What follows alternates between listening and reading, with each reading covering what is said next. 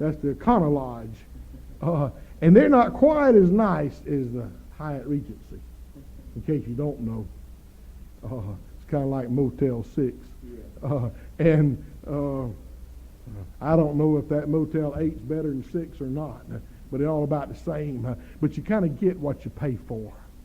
You know, if you want your mint on your pillow and the newspaper at your door and room service, don't go to Motel 6 because you won't get it. But you get what you pay for. Did you know that's the same way with the Lord? You get what you pay for. Well, I didn't get a thing out of the service. You didn't put a thing in. You didn't try. You know, when you get a blessing at church, it's because somebody has paid the price. Somebody has prayed. Somebody has sought the Lord. And sometimes the Lord blesses you even though you haven't done anything. But He won't continue to do it. You're going to have to pay for it yourself. And then it's worth it. We were at a place one time, and Jeremy was real little. I probably told you about it. And he wanted, Jeremy was a pretty big eater when he was smaller. And the first thing he wanted was a big old chocolate chip cookie and a canned drink. And the canned drink was about 90 cents. And the cookie was $1 and a dime. So that was a couple of bucks, you know, and I'd given him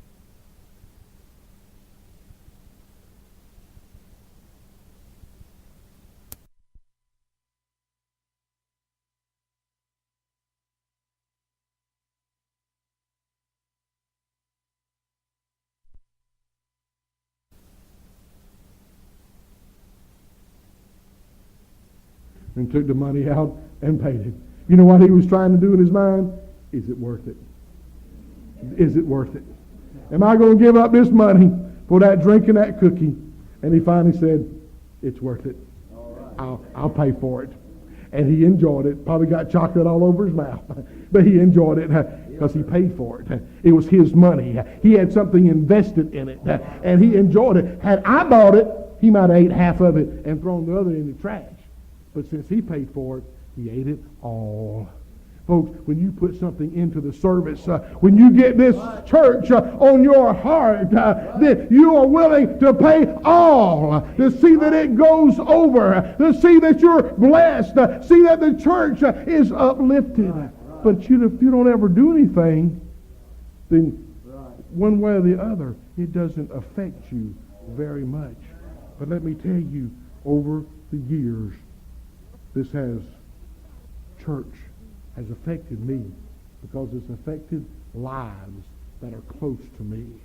And when this church doesn't do well, it really affects me. And it affects a lot of others. So folks, you're obligated to do well. But I'm telling you, it's worth it. I'll read of a place, and then I'm closing, where there's no more sickness, no more pain, no more death, no more sorrow, no more heartaches. Is it worth it? What are you going through with? It's kind of like Brother Gary said. That lady had something desperate she needed the Lord to help her with every service. Do you feel that way?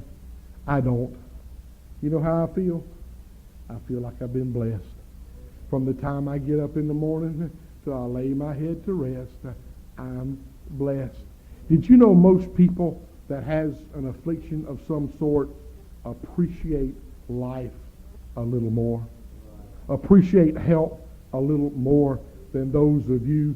See, you don't know what it is for it to take all of your strength just to get ready to come to church. I've had to sit down and rest before I could ever go to church. When I was at my sickest and weakest, I had a revival with Brother, what's his name? The one that preaches 2 weeks in one. Y'all had him? Yeah, Brother Dwayne. And he preached, and he preached, and he talked, and I sat on that bench until I thought I'd pass out. But did you know, I came every service. I was there every night. You know why? Because I know it's going to be worth it. Right. I know it's going to be worth it. I'm here tonight, not because I think I can be such a great blessing to you, but I know that it's keeping me safe, and it's worth it. It's worth it, folks. Is it worth it to you? Did you know we're living in a society that thinks everything ought to be given to them? They just, a lot of folks don't want to work, and the government has made it where people don't have to work.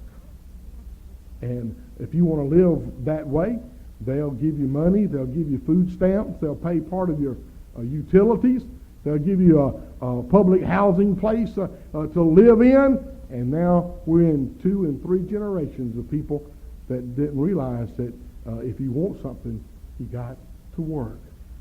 My boys went to work when they was 14 and 15, and they're still working, all 3 of them, because Daddy can't give them everything they want. I try to give them what they need, but I don't give them what they want. They have to buy that. And so they've learned how to work, and they appreciate more what they have when they've paid for it. When they pull out, oh, Greg just bought him a new truck, you think he's the only one that's ever had a new car. And I got in the car today, and I was a little upset when I got in the car today. I said, I wish God would let me do some things, but he just won't.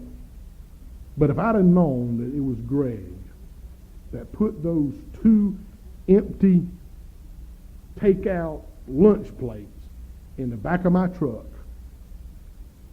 because we got a cat that comes over every night and tears it all up, scatters it all over the bed of my truck, I would have taken them out and I would have placed them in his truck. But it seemed like God wouldn't let me do that. But I wanted to. The old flesh did. But it been probably Brian did it and Greg didn't do it, then I really would have felt sorry.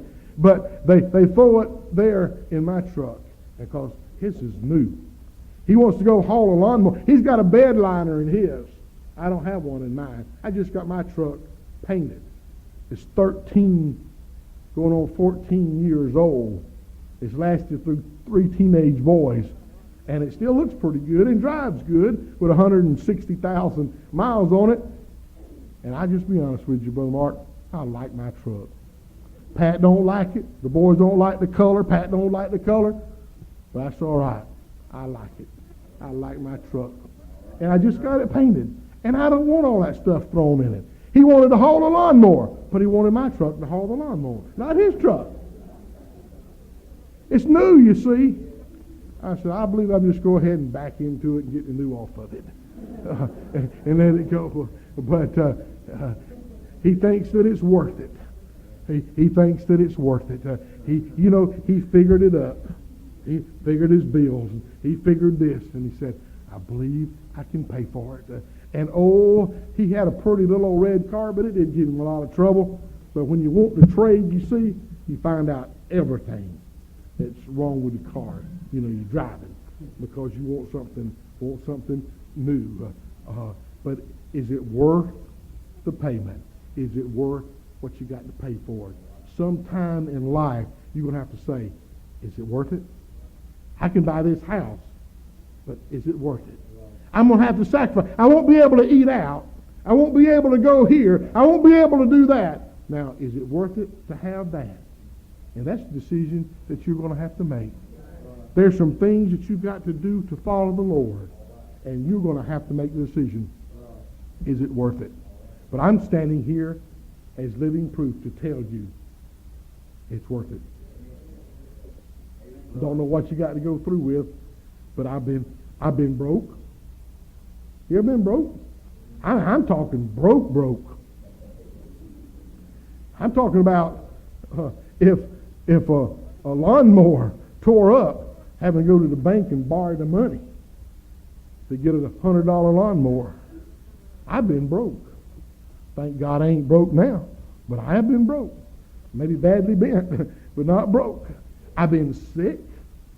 I've had my friends forsake me, turn against me, break my heart. I just had a lot of things happen to me, but I haven't had one thing that happened to me that caused me to want to quit. Because I know everything I have and own is in the Lord. It's in Him. And folks, I'm telling you, it's worth it. It's worth it. I think Brother Polk tried to tell the guy that's going to come into his place kind of what he needed to do to make it. Since Brother Polk had 52 years experience, he ought to know. But the young man's not going to listen. He's going to go in there, renovate, and spend a lot of money. I hope he makes it, but I kind of doubt that he will. You know why? He don't listen to the voice of experience. But I can tell you, Brother Butler could tell you, he told you, sick, hurting, up here. I told him, it kind of upset him, Sister Butler. You might remember it. I didn't mean to upset him. I said it from my heart. He showed up at a business meeting one time. He was so sick. He had been hurting so bad. I said, Brother Butler, I'm just not really glad to see you. And he said, well, thank you, Brother Mike. I said, Sister Butler, you couldn't keep him home? No, couldn't keep him home. He felt it was so important that he be there. He had such a love and a desire to see this work go on. He said, it's worth it. And I don't know the problem Sister Butler had getting him dressed, getting him in that wheelchair, and getting him in the car, and driving him up there. But I'm sure it wasn't easy. But Brother Butler was there. He was there with a smile. You never knew that he was hurting that bad. You know why? He said, it's worth it. I've spent all my life right here, and I don't regret a mile. Every one of us can look back over our lives when we were not saved and say, if I could do it over, I'd do some things differently. But there's not a one of us, since we got saved, will say, I regret getting saved. I love the Lord. It's worth it. It's worth it. If I don't get to preach to you again, you just remember that Brother Mike said, from his standpoint, from his viewpoint, from his experience, it's worth it all. Let's come around the altar. Let's ask God to help us tonight.